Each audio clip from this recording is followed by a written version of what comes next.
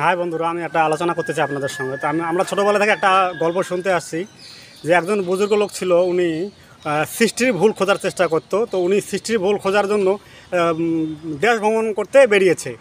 চলতে চলতে কিছুদূর চলার পরে উনি ক্লান্ত হয়ে যায়। তো ভাবলো যে ক্লান্ত হয়ে একটু বিশ্রাম নিয়ে তারপরে যাই।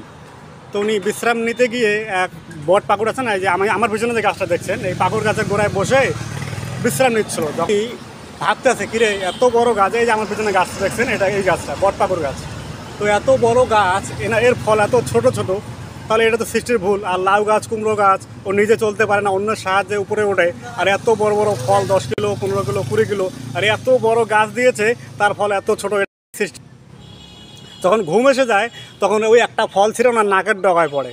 তো যখন নাকের ডগায় পড়ে একটু ব্যথা লাগে, তখন উনি ভাবে যে না, সৃষ্টির কোনোদিন ভুল হতে পারে না, কারণ এখানে যদি একটা কুমড়ো পড়তো আমার মাথা আস্ত থাকতো না। দেখেন কত বড় একটা গাছ, আর রাস্তা এতটাই গরম, এতটাই রৌদ্রু, আর ওখানে মনে হয় আটা দিলে রুটি হয়ে যাবে।